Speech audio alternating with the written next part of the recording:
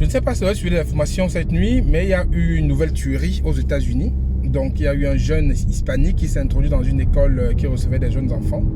Et il a tiré. On dénonce, je pense, plus d'une dizaine de morts. On parle de 19 morts. Les chiffres sont les derniers chiffres que j'ai vus. 19 morts. Donc, c'est un jeune. Je crois qu'il n'avait pas 19 ans. Il est entré dans une école et il a tiré. Et cette tuerie intervient même pas 10 jours, je pense même pas 10 jours avant la précédente qu'il y a encore eu aux États-Unis toujours, où il y a un jeune blanc qui a fait éruption dans un centre commercial et qui a tiré sur des noirs. Et ce crime-là a été vraiment un crime à caractère raciste en fait. Dont on dénonce le racisme en fait, qu'il est la suprématie blanche. Et en fait, il dénonce la suprématie blanche et il a tué donc des noirs de cette façon-là. Donc ça veut dire qu'il y a deux tueries médiatisées, parce que je pense qu'il y en a d'autres à gauche, à droite comme ça qui se font tous les jours aux États-Unis.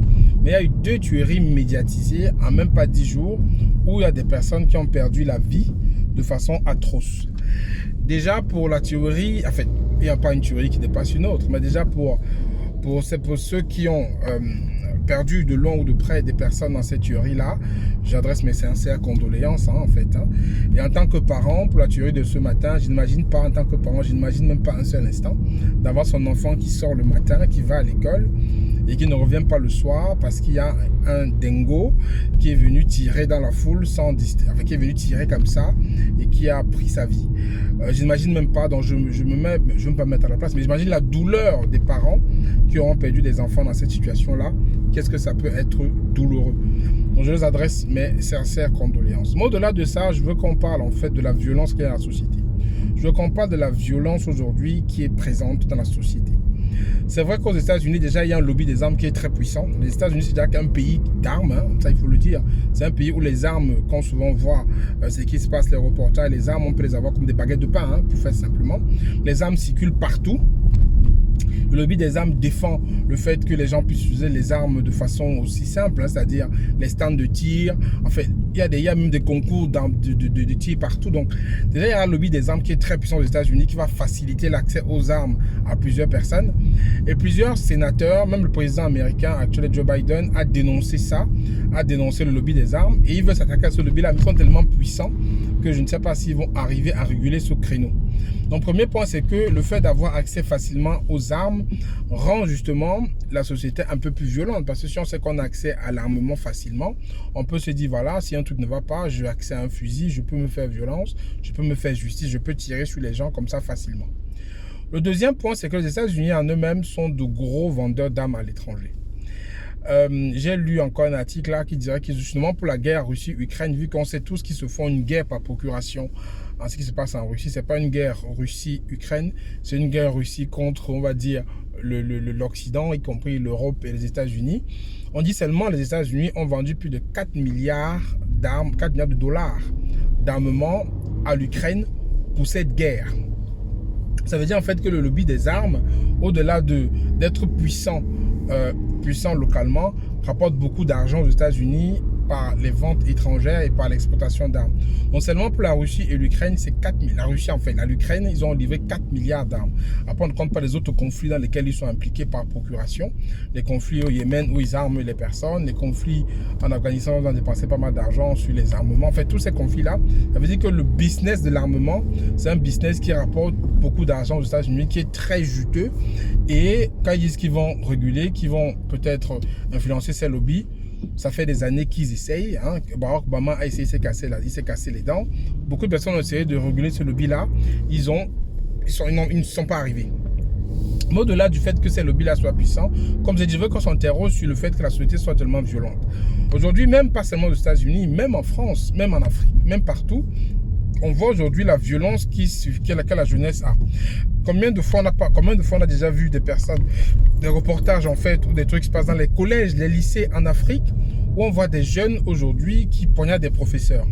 Où on voit des jeunes qui se poignardent entre eux. J'ai encore vu un article tout récemment sur Facebook, où c'est un jeune qui a poignardé son camarade juste pour un téléphone en Afrique. Donc ça veut dire qu'il y a une violence que nous on a, enfin moi je pense qu'on c'était peut-être pas médiatisé, mais que nous on n'a peut-être pas connu à notre génération.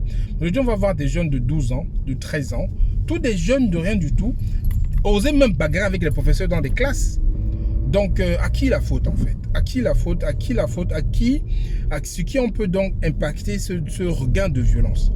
Parce que je ne parle pas que des États-Unis. Les États-Unis, bien sûr, qui a ce lobby des armements qui a sa place, mais pas qu'est-ce qui a sa place, mais qui favorise ces facilités d'accès à l'armement et de pouvoir, bien entendu, quand on a l'accès à l'armement, on peut l'utiliser de façon aussi simple et faire des carnages.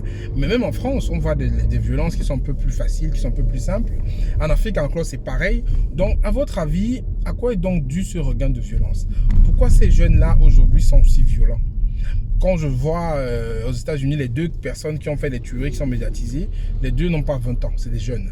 En Afrique, on voit les jeunes qui poignardent leurs collègues, c'est des jeunes qui ont 12-13 ans. On voit les jeunes qui bagarrent avec les professeurs dans les classes, c'est tous des jeunes. Qu'est-ce qui a donc entraîné ce regain de violence? Moi, je fais une petite analyse sur le sujet. Je vais dire, par exemple, il y a les réseaux sociaux qui ont peut-être influencer un peu ces jeunes-là et qui ont permis à ceux qui se mettent dans une certaine situation un peu simpliste en fait, qui pensent que la violence est banalisée.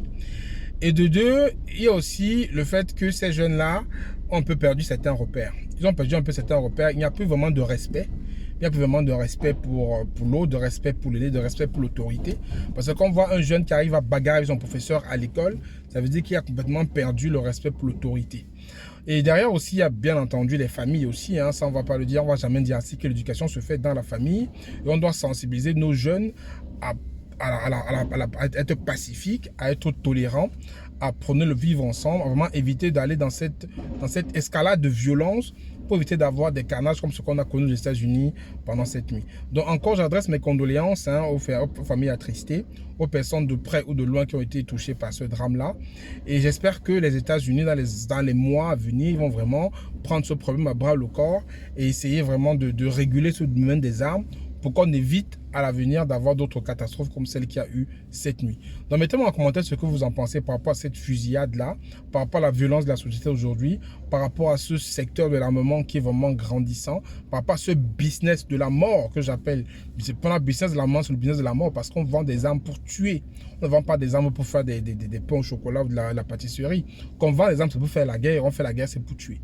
Donc ce business-là qui est très juteux, dites-moi ce que vous en pensez aussi par rapport à ce business de l'armement, par rapport à les États-Unis qui importent l'armement un peu partout et qui arment les conflits pour pouvoir justement, qui créent des conflits, on va dire parfois, pour écouler leurs armes. Mais dites-moi ce que vous en pensez en commentaire, ça m'intéresse. Et je vous dis à très bientôt dans une prochaine vidéo. D'ici là, prenez soin de vous. Ciao, ciao.